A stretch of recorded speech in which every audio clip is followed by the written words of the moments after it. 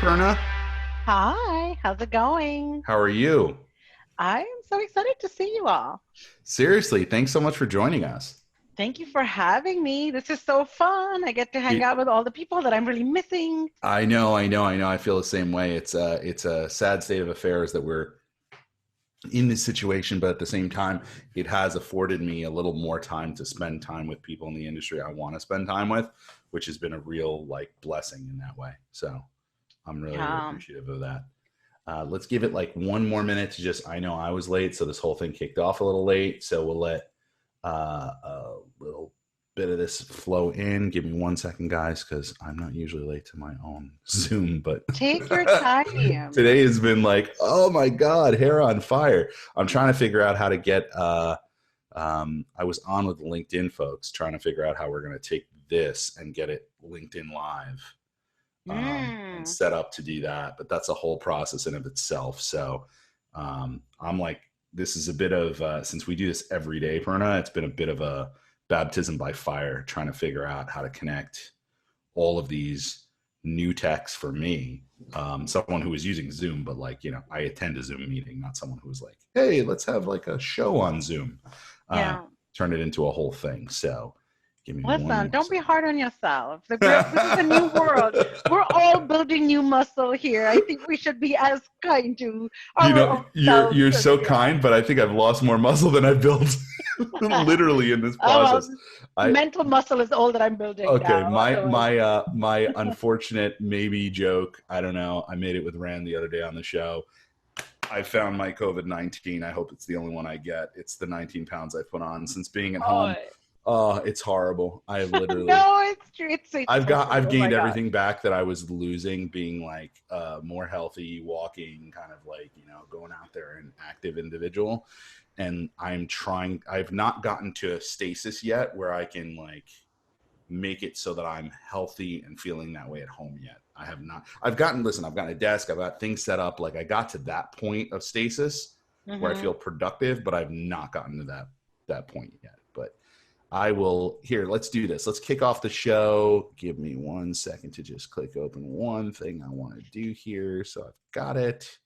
And then we will get going. Cool. All right.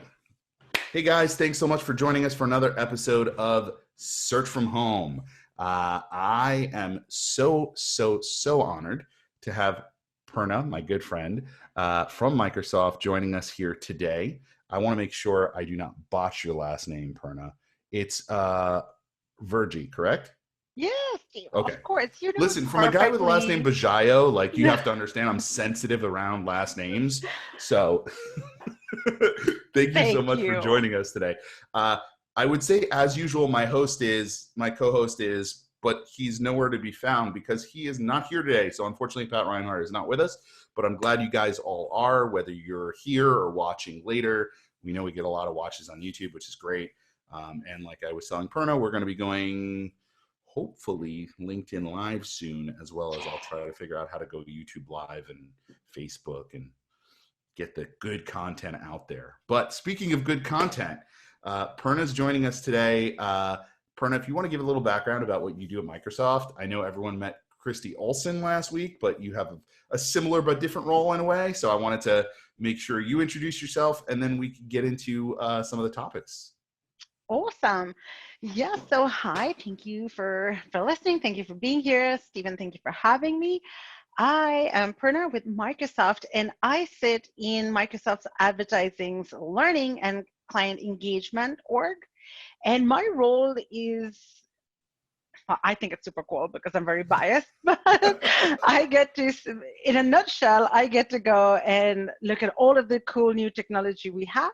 And then I get to create solutions for how businesses can leverage it to make themselves grow and make themselves be more profitable. So whether it's like a new PPC feature that we just launched, or whether it's something, a new automation tool, I get to go and dig deep and completely nerd out. So that Nice.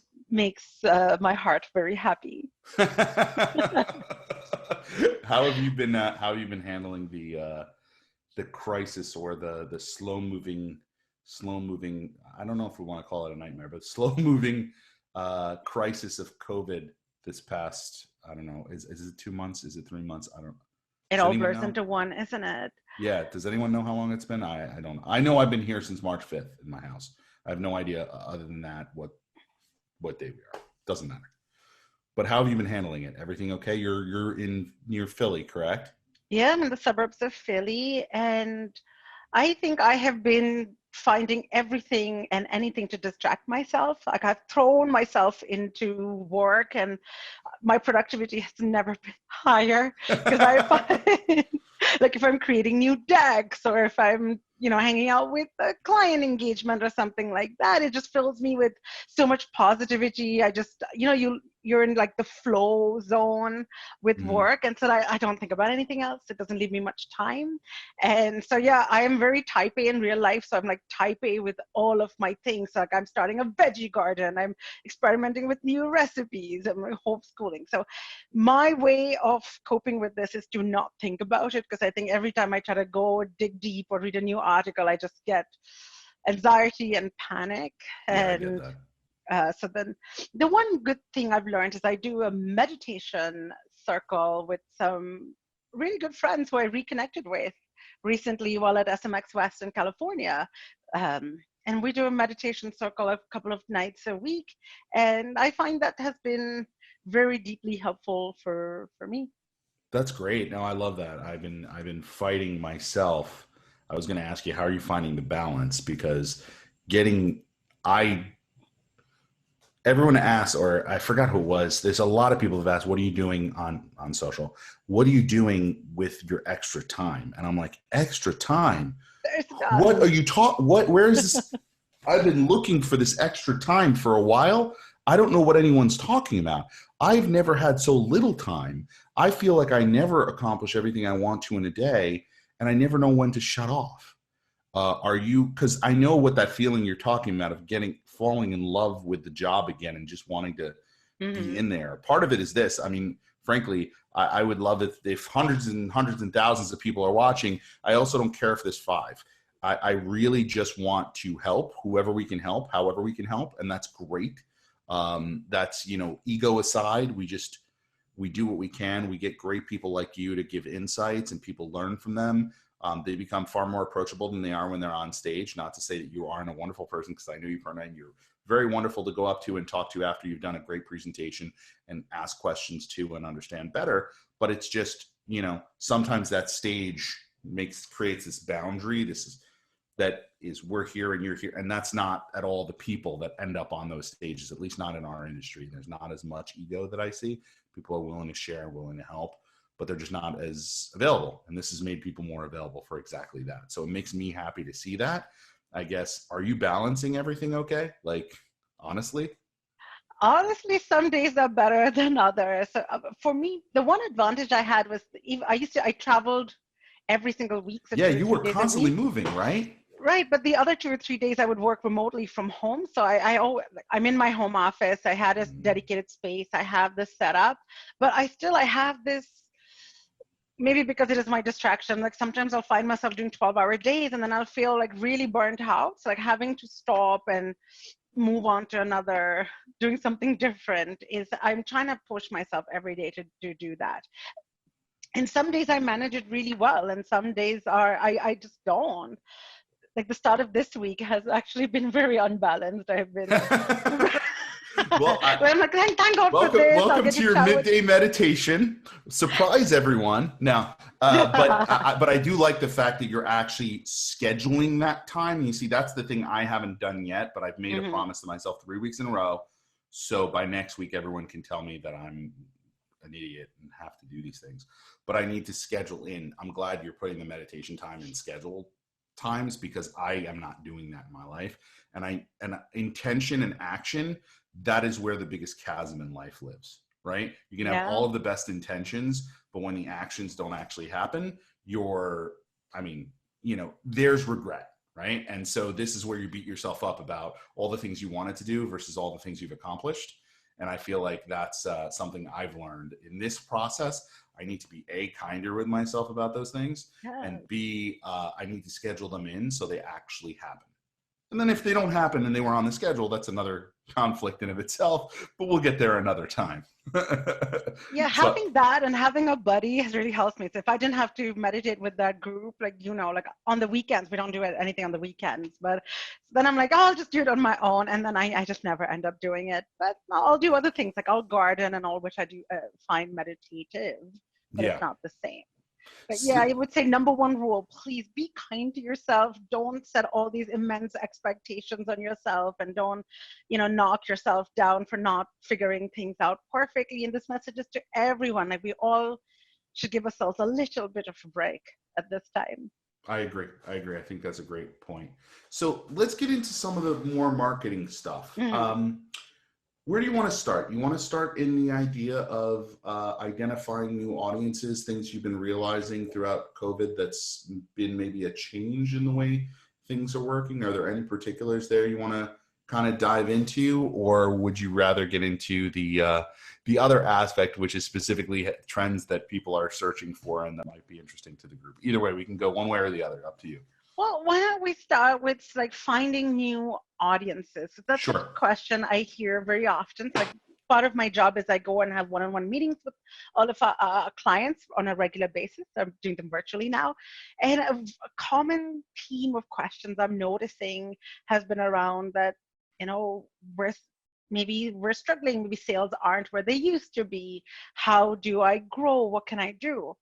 And one of the things that it's been a good best practice before the COVID-19 situation, but it is also something that is even more important to focus on now. And that, I'm going to give you the high level topic, and it's going to sound very like high-fi, but it is not. It's very actionable. It's think about being more inclusive with your marketing.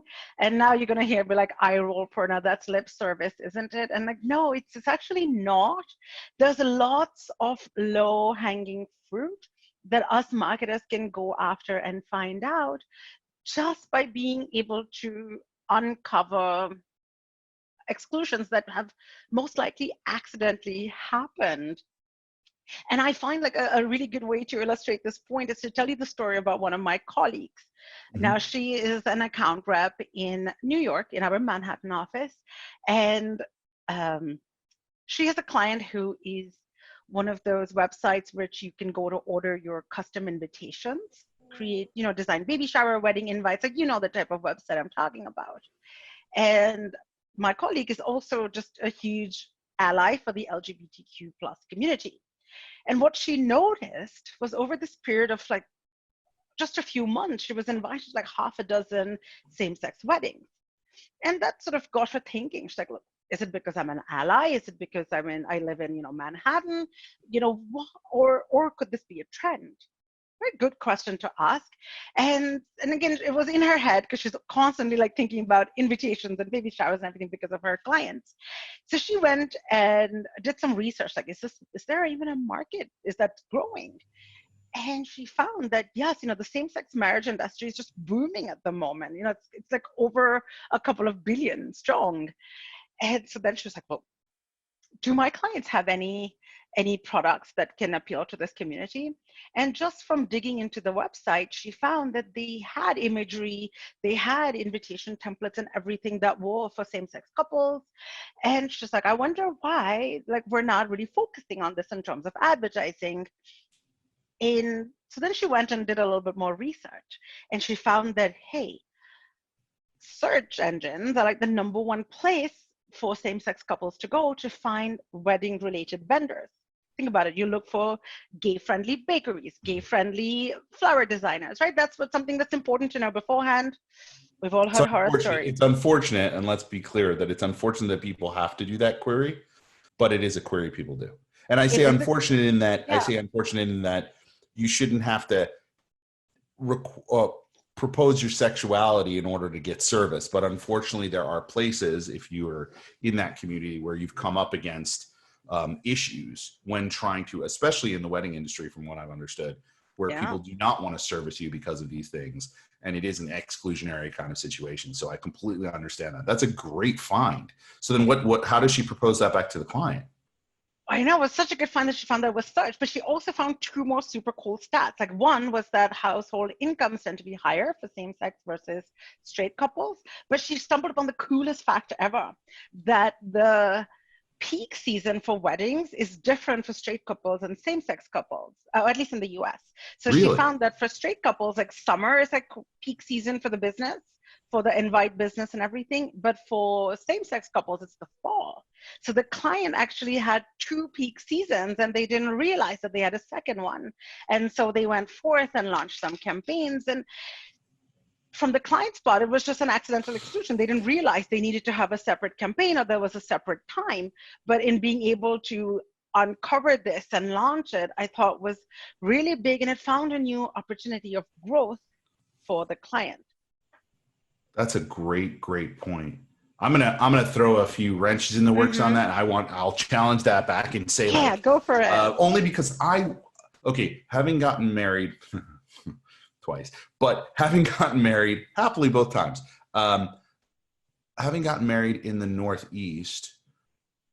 Northeast's peak season tends to be October, so the fall, versus the summer, only because that's when our weather, or at least, like, we tend to have foliage, the best. everything. Yeah, the foliage, leaves, the whole thing, leaf peeping. I didn't know that was a term. By the way, for anyone who's not from the Northeast, it's not some weird fetish. It might be. It might be, actually. People literally go in their cars and drive to Vermont and other places and up into the Catskills to go see the leaves turn, right? And so it's a big draw for places around here. I might also take a leap and say that major metropolitan areas tend to have higher rates of LGBT, more acceptance rates, and so forth. And therefore, you're seeing that correlate to the actual locations. So maybe breaking that down, just a thought, maybe breaking that down by geography might actually help even increase the potential likelihood of, yes, in fact, it is the summer. If you're in, I don't know, do you want to get married in the summer in Texas? I don't feel like I would want that. Yeah, it seems really too hot. I'm sweating just thinking about it versus, like, up in the Catskills or wherever you would go here in the tri-state, or, anyway, Northeast. So food for thought. But that's amazing. So what are the kinds of ways of getting to that data? Because that's great. And it's kind of like, okay, she figured all of this stuff out. She used search to do it in many ways, but how did she, like, what kinds of, like, tools, data sets, analysis, not to get into the exacts, but how do you kind of draw those correlations? I love that. I think that's a great point. And if the client, even from an organic perspective, hadn't put, and they're willing to, I would hope they're inclusive as a business, is willing to put those things together, they would obviously want to optimize for LGBT-friendly wedding invitations, things that are relevant to that audience specifically. How did she kind of figure that out, aside from obviously getting invited and kind of feeling included in the group? So she kind of tangentially got brought into it. But otherwise, what did she use? With her, it just started with being curious and, like, digging into something beyond just accepting it at face value. Like, she could have easily said, yeah, I live in New York. This is the metropolitan. It is much more acceptance rates. It's more open. This is great. It's because I'm an ally. But she didn't. Like, she tried to associate a trend that she noticed in her personal life with something that could this have impact on my client. So, there were different tools she used. She looked at news articles. She went and looked at trends reports. And it's anything that all of us can go and do. And I don't want to speak too much in detail on about her because it's her story. But I could give you advice on, like, there's something that all of us can do. Like, if I asked a bunch of people, I'm like, do you think you have an inclusive product? A lot of people firstly go out and say, no, we don't. I don't think my client has anything. Sometimes it's as easy as digging through the website and you'll actually find stuff. For example, like Kohl's, the department store.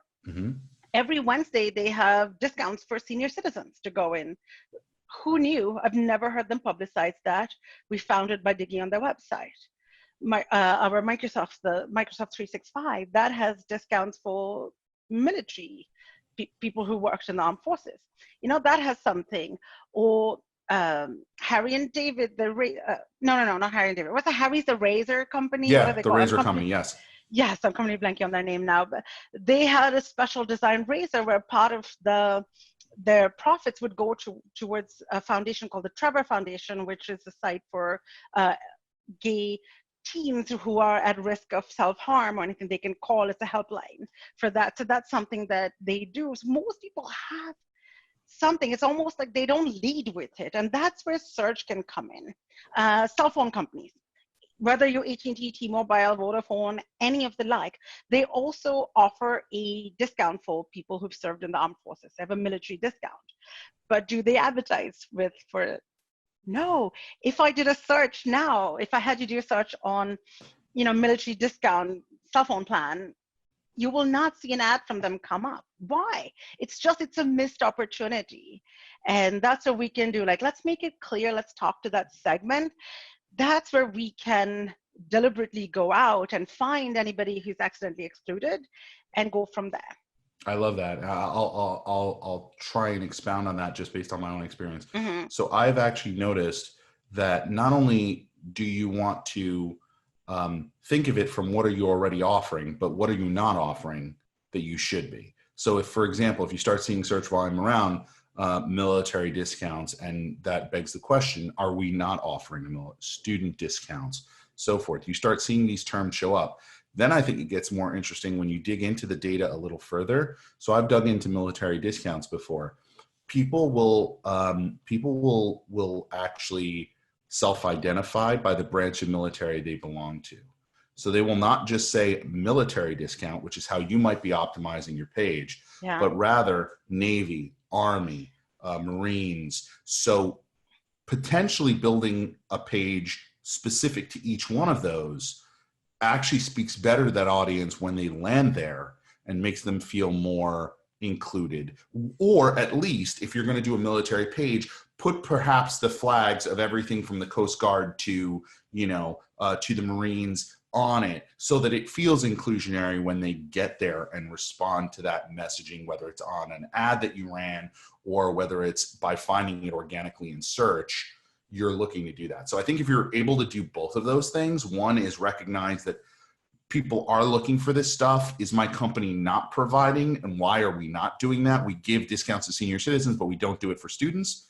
Is there a reason? Can I show you that there's search volume around this? People are asking for it. Here's who shows up for it, our competitors. That tends to always be the stick rather than the carrot, unfortunately, right? And so all of a sudden people have this epiphany of, oh, why aren't we doing that? We should be doing.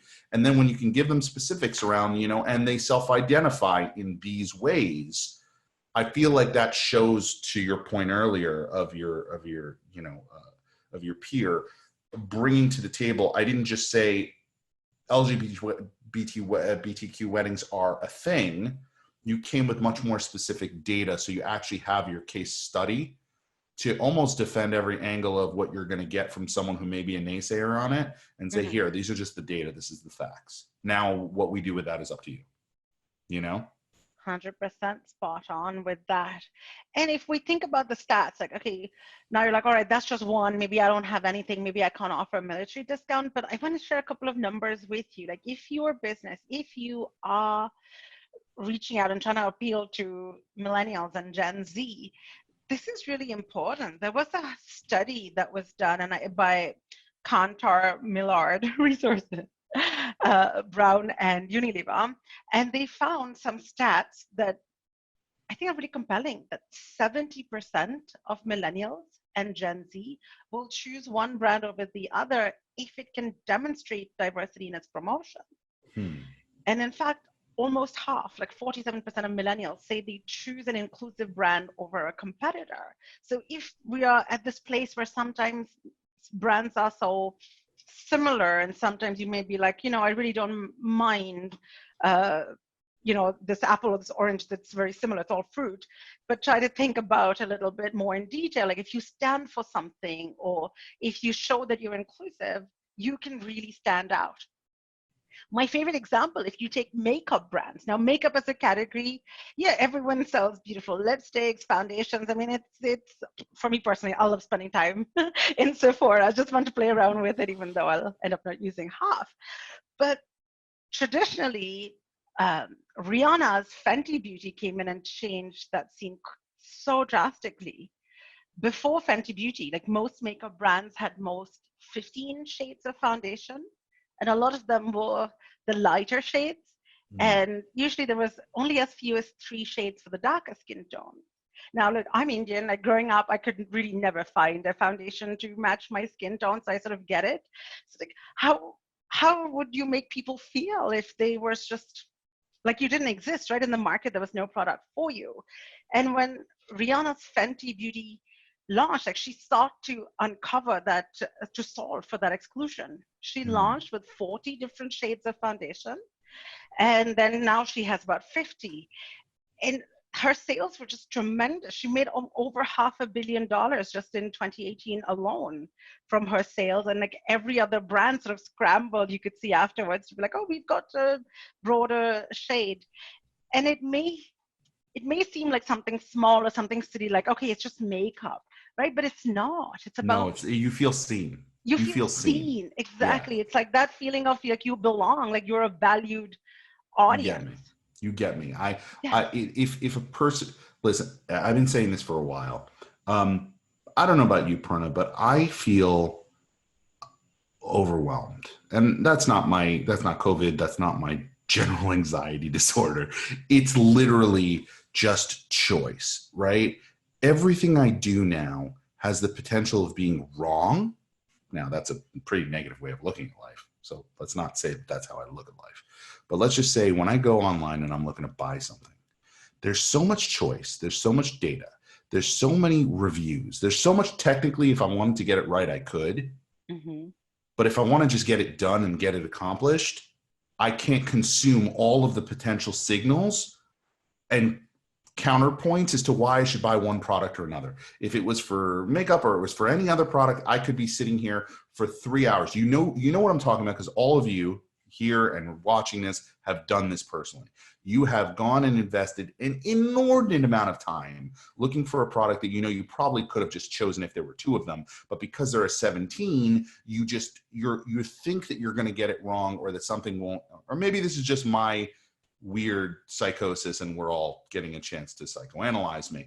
But you get my point. The idea is like this choice thing has become a problem. So when someone feels seen in that environment, it's immediate. It's an emotional bridge that you feel instantaneously. It travels through the computer. It is no longer flat. It has texture, and you feel it emotionally. When you can do that, there's nothing you want more to connect with a brand. If for you've been looking for foundation that met a need that you felt excluded for many years, I'm going to assume, and I'm not going to tell your personal life story when it comes to makeup, but I'm just saying you can draw that out and say every time you went into a Sephora or any other store, you didn't feel like there was something there for you. Or if there is, you felt like you always had to, there's so many choices, but they're not for me. That is a crappy feeling that you may not have transferred over to Sephora, but had Sephora solved it for you, you definitely would have transferred it over to Sephora, right? So that's kind of the thing of like realizing where that nuance is and using it to the advantage of A, being a better business, and then B, I actually find it very interesting in what you're saying regarding millennials. I wonder whether millennials, and I'll throw this back to you, do you think millennials feel that brands are fuddy-duddy, like old, if they're non-inclusionary, or they're not? Just because a brand doesn't say it's inclusionary doesn't mean it's not, to your point, right? Kohl's was doing this thing and nobody knew about it. So do they have to be explicitly, overtly open and accepting in a way that they're willing to put that out there for millennials, you think, to actually adopt them as like not an old brand and a brand they're willing to accept like spending money on? Well, that's super in depth. And let me try to unpack that a little bit. Sure. I think the first thing is that all of us at some point in life have felt like the odd one out, whether it's, getting picked last for like the football team at school or whatever. We've all been there. We've all felt something. There have been so many movies about the main character, like Forrest Gump, for example. He was the odd one out, and then you come in, and we all know that feeling. And so then why would we ever want to even unconsciously, through any of our work or activity or things, make anyone else feel like that? Like, let's go and find ways that we can draw people in and make it feel very genuine. Like, there's a big difference in doing it for lip service and doing it for being, something like you're genuinely vested in it? Like, is it what's your brand purpose, right? It wasn't like brand purpose has been something that has been talked about for so long. I Sure. think like Cannes Lion, like 2 years ago, that was like the main topic all the time. And what do you stand for? What are you trying to do? And if you can tie everything back to that and people see it as genuinely tying back to your mission statement, and again, not to like chest thump about Microsoft, but something like Satya's. So Satya Nadella went in and changed our mission statement. Now, before that, our old mission statement was to have a PC in every home and every school. And at that time it seemed bizarre, because I don't know if you remember, but like when computers first came out, there was like one shared one in the household. And now we have like multiple computing devices ourselves. And Satya Nadella changed that and said that we want to use, we want to empower every person to achieve more. And again, I'm paraphrasing a little bit, Sure. but so everything ties back to using technology to give people superpowers, to help empower people. And if we look at every innovation that comes out, if you go and look at the Microsoft Transform blog, for example, I love reading that. It's not my team, it's a sister team that it's another org that does it, but I love reading it because every story is about the person and what the person did to achieve. So when they were talking about facial recognition, they showed how it was used by this person to go ahead and find his missing son. It's about the people, not the technology every time, which is, it's very authentic and it ties back. Or if we talk about the Seeing AI, so the Seeing AI is a software system that was developed by a Microsoft engineer who has been blind since he was 7. And he came up with this system that sort of helps you navigate the world around you. It's an app on your phone as well. It's the Seeing AI, and you can use it to read the menu. Like, it'll read out the menu for you. It'll read the newspaper for you. If you just hold your phone up, it'll describe what's around you. Or if you're in a meeting, like let's say if I was sitting on a Zoom call with you and I wasn't sure, like, am I boring you all to death, or are you listening to me?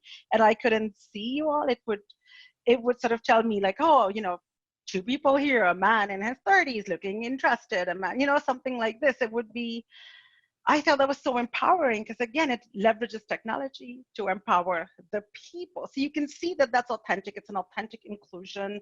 There's a whole chief inclusion team and all of that. So that's what people also very complimentary. If it thought I was in my 30s, then it's it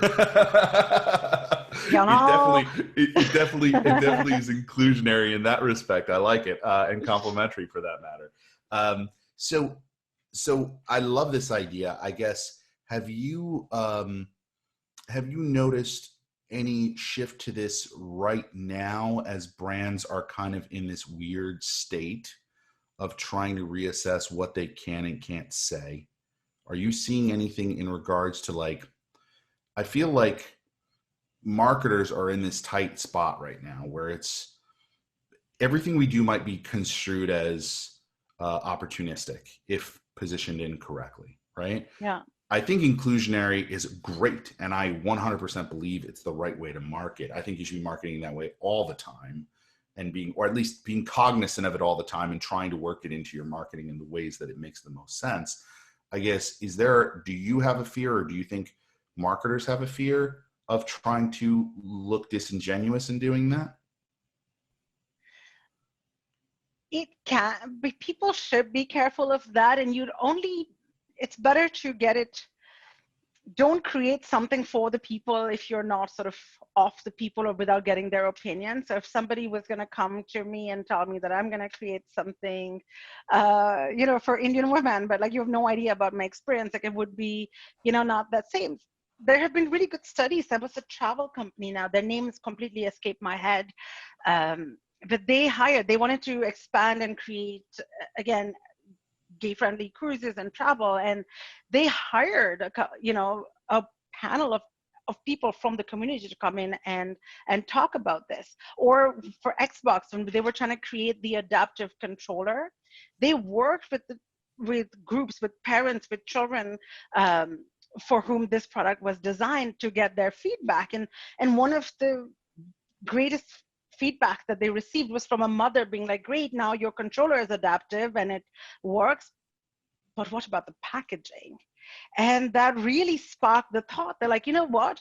The packaging has to be accessible as well, because it's, the pack of scissors where you need a pair of scissors to open the packet of scissors, right? Like, you don't want to be in that kind of a situation. So again, you want to try to loop in the experts, talk to them, like get close to the community. Like a really cool activity that we did internally recently was we listed out there was a list of groups that traditionally get excluded, and then you could add more as you saw fit. So maybe it's women, maybe it's people with a disability, maybe it is seniors, people with different functioning or different preferences, experiences, right? If you put them all down, be like, how close are you? How well do you understand or relate to that audience? And if you give yourself a score from like 1 to 3, like 3, I know this really well, to maybe a little bit, I know somebody who has it, and 1, I really don't know, then you sort of identify, like, let me get close. Let me see, where do I need to get experts in? And then they can come and help build. And if marketers are concerned about what to do, a really good place that's very actionable, and anybody, whether you're a small business or a big business, can do this. It's designing your touch points for accessibility. There's over 1 billion people across the world living with some form of disability. So if you can think about, like, and sometimes companies, it's always an accidental exclusion, like 99% of the time, is they might have the best design website, like the newest, the coolest colors. Like maybe I've got like light green on dark green, just to make up something. And it looks gorgeous, but it doesn't provide enough contrasting colors so that somebody who has color blindness just can't access it. So you could be, and there's a great quote from Bert Floyd from TD Bank. He says, if you don't design for accessibility, it's like telling 1 out of every 5 customers that you don't want their business. And I don't think any of us are in that position. So this is something that maybe if you're slowing down advertising or the marketing efforts at the moment and you have some time, or if the dev team can make it a priority at this time to go and investigate different touch points. Look at your landing pages, look at your emails. You might write the best PPC ad, for example, but then if it drives to a site that is not well optimized for accessibility, then you're almost losing, it's a wasted click. And the other advantage, you have to promise me you'll admit to this. I did not see this at all. Bauman is actually on. Is he on the call? I thought, yeah, he is. And there he is, and he's actually going to be going over ADA compliance with us as our expert, Bauman from Zimbic, actually next Tuesday. So I'm really excited because this is the first time he's joining Search from Home, and then he sees Purna setting him up for next week. Absolutely. And I'm thinking he's writing down notes. He's like, yeah, this is going to be awesome. We'll call back to Purna's comments. So it is just a kismet situation, because we just literally locked in that he'll be on the show next week. So no, Bauman and I talked about this, Stephen. This whole plan. He paid me $20 to set him up. No, I'm totally kidding. You guys are really okay. Show's over. I can't control this. Where's Reinhardt? What's going on here? I have no control. I do not know how to run this show. But no, I just think that's kismet that you're both here, and I think that'll dovetail well into your conversation with us next week, Bauman. So I'm very excited to have you on. Yeah, that's going to be awesome. Absolutely. So Purna, I agree. Just switching gears slightly, what insights have you seen in the way people are changing what they're doing per se in this COVID kind of world that might surprise us, or things you're hearing and seeing where they might correlate to an audience you've never thought about? Have you seen anything like that, where an audience is just like, because I think that exclusionary aspect and inclusionary aspect is applicable always. I think it'll be interesting now, because I think I hope, even though everyone talks about the extra time that we talked about, and I don't have any of that, maybe there's a slowdown for certain people to start thinking about these things that they should have been thinking about all along, and they finally can take okay, am I being inclusionary with my marketing? Am I being ADA compliant? Am I, and going through what they should have been doing all along? But are we seeing shifts happen where things are just going to be different? You know, it's funny. Z Hoffman Jones said to me the other day on the show, she goes, everyone is now living what our disabled friends who were not allowed to work in the jobs that we're doing right now from home were going through. They were all going through, well, I could do this from my house, but businesses didn't believe them.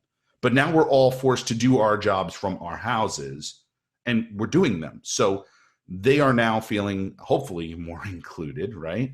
But I guess that shift is hopefully going to change the dynamic of how we work to a degree. Our ability to work remotely. You were doing this before, you said. I didn't work as home as frequently. Do you see any shifts, or have you seen any shifts in search that kind of lead you to believe there's some trends we might want to be aware of? There are some, and I'll link out to a really cool blog post that's covering all our latest search trends. It's on the Microsoft Advertising blog.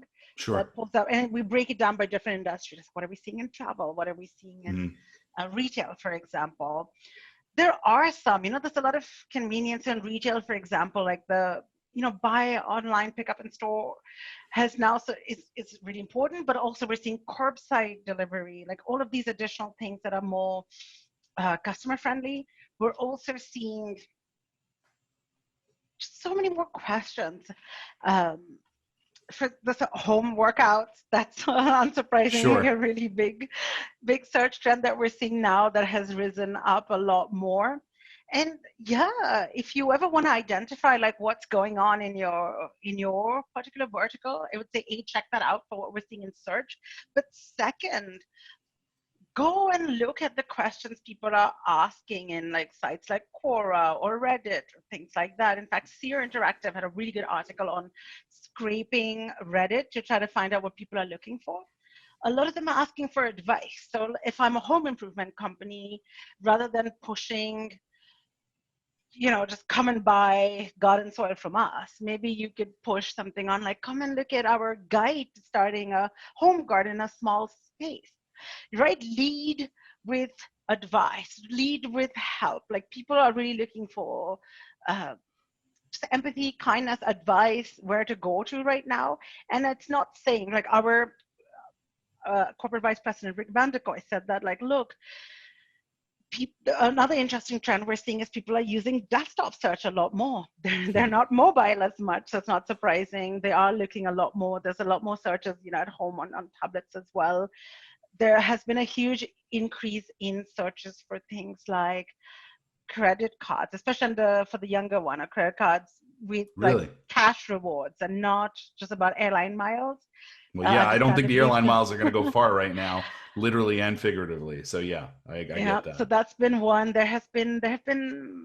There's a lot of hang on, let me pull it up. Sorry, I have quarantine brain, like my memory. No, it's all good. I put you on the spot too. It's not fair. But I will say, while you're looking it up, I couldn't agree more with the idea that like, so even if you were getting back to what we were saying before about inclusionary and you actually specifically said it about if you were like level 1 on the stages of level 1 to 3 of like knowledge of a group. So let's take the military one, for example. If we were going to go through an example of providing a military discount, we could slap a military discount up and we could throw a page up and we could say, yeah, I gave a military discount. Now, we could go a step further and realize that the way that they're searching is actually by military branch, and then we could be a little more cognizant of that branch. We could also realize that people call themselves vets, and we could have a page or an aspect to it that's thanking our veterans, right? That would be, I'd say, level 2, at least from the digital perspective of meeting the audience. Level 3, to me, might not mean you have to hire veterans in order to build your discount, because your discount is only going to have so many facets to it. But maybe in your marketing message, looking for what shows up not just under the discount terms, but specifically in the search results, doing those same queries in Quora and in Reddit, realizing who's asking and answering these questions.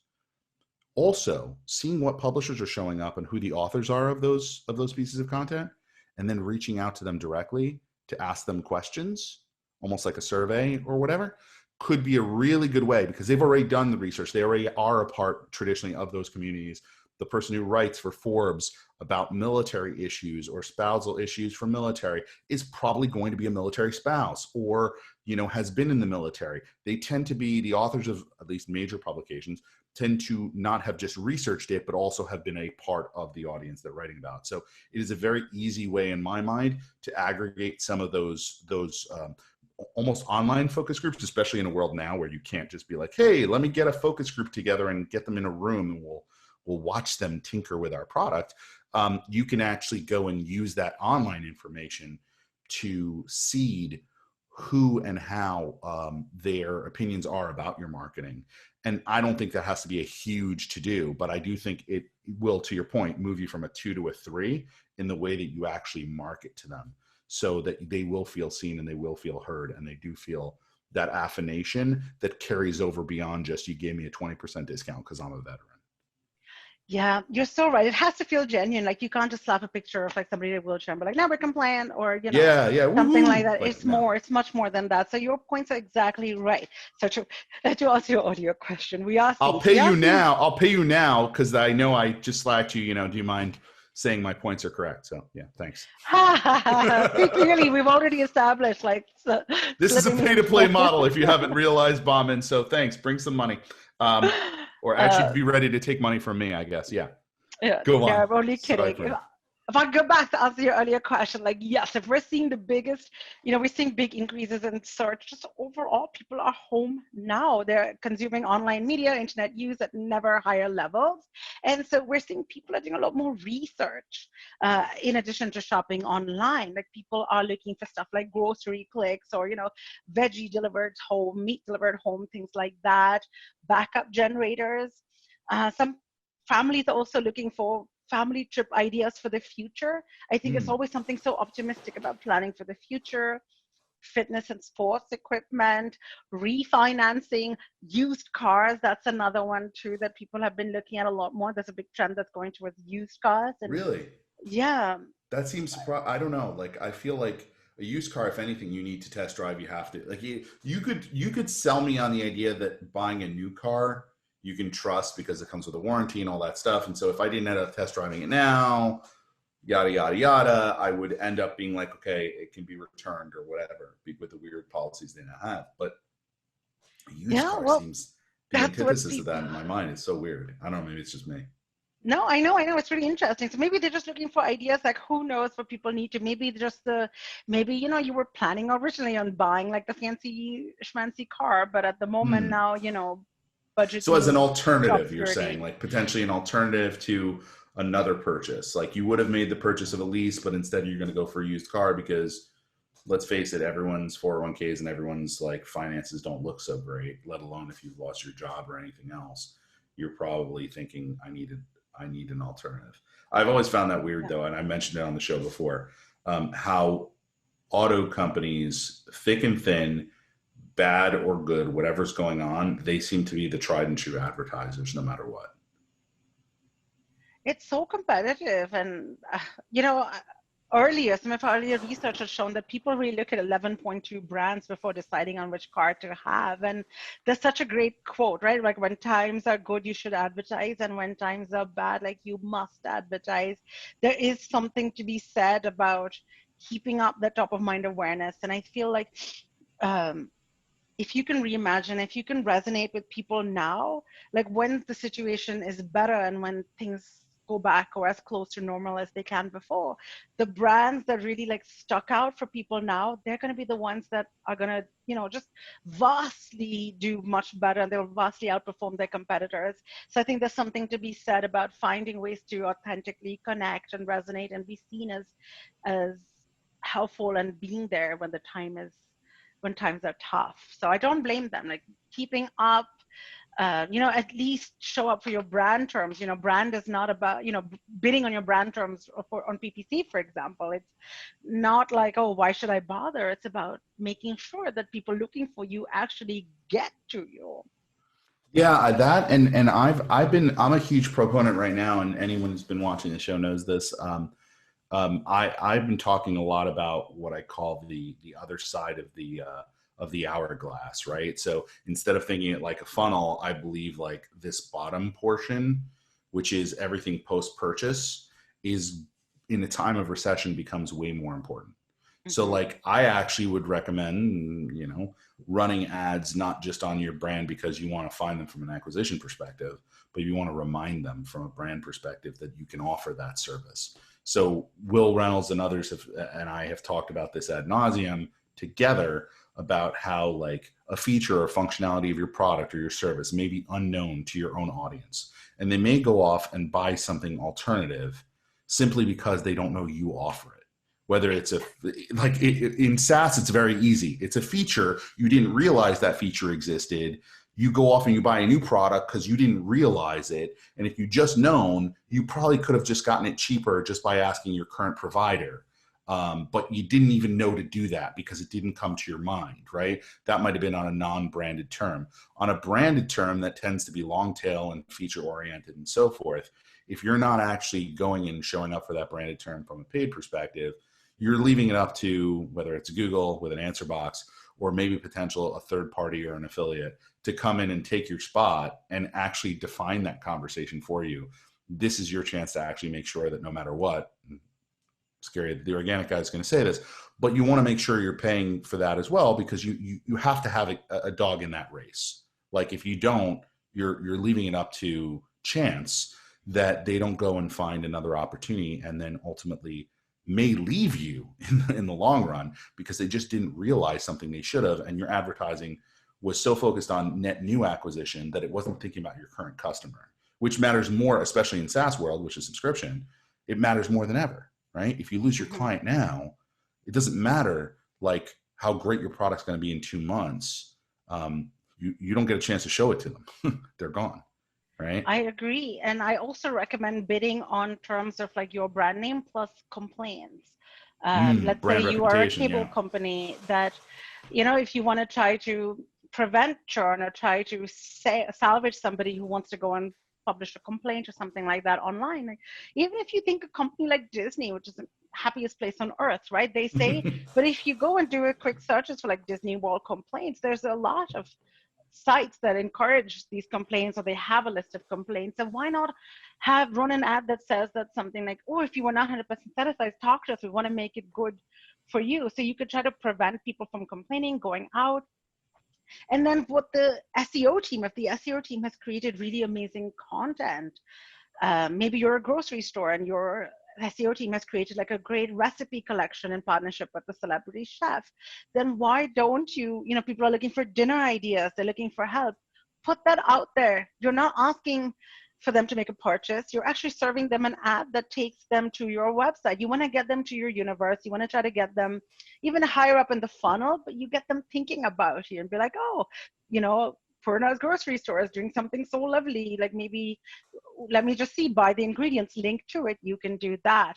So at times like this, leverage all of the wonderful SEO work that you've put together. I used to work for a pet insurance company. They had a great like Ask the Vets section. And, that could be something that you pay to promote now or do something like that now. If I'm home improvement, again, gardening in small spaces, grow your own veggies, one less thing to have to leave your house for. All of these things, it's worth looking at. Should I advertise? Should I get the click now? While I build up the organic presence if I'm not there already. Yeah, I think that's the and this is something I also tend to say a lot. So nothing I've said on the show is new. No, but in reality, I think that we've come under this false premise that because it's digital, it needs to be measured. And that, for example, the ads you just talked about running, I can just hear an executive saying, what's my ROI on those, right? And I might throw back, so as a I'm sitting on your shoulder, hopefully I don't know if I want to be the devil or the angel. Good angel. Okay. I'll take Purna's reference to my angelic self, but I will say, when you're thinking about how to respond to that, which in reality, I mean, you have to. And by the way, here, I'll take your I love that. That's genius. So I seeded that pretty well. But if you do want to give that advice back, I would say, remind them of how much money they've been willing to spend on billboards that they could never justify, who saw them and how, right? Remind them of the radio ads that one metric, listenership, was the only thing they were using to justify the millions of dollars they spent there. I just think you're absolutely right. Good content has brand value. Now, if you really get tied back to, okay, what's the dollar? I'm going to fire the retargeting pixel every time they show up. So we're at least going to fill the bucket of retargeting by doing this, right? Now, hopefully you don't do it in a really spammy negative way, because that would just defeat the purpose of every good thing you just did on this side to this side. But in reality, you should be thinking about good content is good content. And if you're going to provide good content to people, whether you paid to do it or they found it organically, as long as they find it and can connect with it, yeah, sometimes you're going to have to spend money to do it that you actually saw. You're still spending money when you're doing it in organic anyway. You're taking time from the dev team. You're taking time from the writers. You're taking time from the SEO. There's still money associated with it. It may not be per click, but you are still doing it. So I personally, I don't know how you feel about this, but I think it's really this fallacy that because it's online, it needs to be measured. And so we have this weird thing about paying for brand online as marketers, because it's like, if I don't know what my exact ROI is in this model, that I'm supposed to know exactly what the dollar for dollar is, return on everything, especially in paid, you're not willing to spend it. And that just seems silly to me, because I don't know what your return on investment was on that Yankee billboard in Yankee Stadium. I really don't know. If someone can tell me what their actual return was for that, I would love them to bring that to me and then justify the spend on it. Not to say you shouldn't do any outdoor advertising, just again, Halo. But that's my thought. I don't know. I've ranted Now enough. you're spot on. I absolutely love that. And I also encourage people, like, if you're really worried about, like, oh my God, it's going to cost me so much money, like, think about it. Those terms tend to not be very competitive. So your bids would actually be relatively very low for these. So it's very low cost test as well to go and see how it works. And to Stephen's point, yes, have a remarketing pixel in there, and you can then, if somebody's come in and your home improvement and they looked at your garden stuff, can you tell I've been gardening a lot? So that's I know you've got gardening on the brain. I'm like, I know, it's like my veggie garden is I have sprouts everywhere now. So then you could go in, if somebody's looked at like container gardening for small spaces, and remarket them, and then you could serve ads for your potting soil, for your special, like handy fabric containers or yada, yada, yada, whatever agreed. it is. It's easy to do. You can monetize, but just being there and showing up, like, that's it. If you don't do it, you've lost anyway. But if you can get there for just a few cents a click, you could make a lot more money. And then I think that's a very valid point. I know we're running up on time, so I will close this there. But I think, Purna, these were all really, really mind-opening for me. I didn't even think about you when we first started talking about audiences. I didn't even think about inclusion. It wasn't like my number one thought in my mind. It's really enlightened me to now go back and think through our clientele and think through inclusion, not simply from the ADA perspective, which our good friend Bauman will talk about next week, and I hope you all tune in for that, but just from the concept of like bringing that information all the way back to the beginning of the funnel, or not the funnel, but the decision-making process in an organization, and making them realize something about their business using the audience information so that they get smarter as a business. Because that to me is where it's all about, and it stops making you just seem like you're the marketer who's just meant to scream things out loud. We have very smart brains. We're very in tune with things, and we should be using those to make our businesses smarter. So that feedback loop is huge. I think it's a tremendous asset. Thank you for reminding us that today. Thank you for bringing all of your positivity. I appreciate it, Purna. It was really a breath of fresh air for me. Thank you guys all for joining us. Really appreciate you. Rest of the week, we have John Shahada tomorrow talking about the role of publishers in the world of COVID. So how he's helping major publishing brands that sit within Condé Nast decide what they're going to write about and what they need more information about and so forth. And then on Friday, we have Rich Fagan from the local but quite actually massive tri-state area, PC Richard, home and appliance business, 100-year-old company that is evolving to deal with the COVID crisis, which really is for someone who has brick and mortar the way they do, but they have a brick and click situation. Going to learn from them and understand a little more about what they're doing. So hope you'll stay with us. As I always say, stay home, stay safe, and stay connected We love you all. Thank you guys for being here. Thank you, Purna. We'll see you Thank all you for tomorrow. having me. Thank you all. Bye. Thanks, guys. Bye.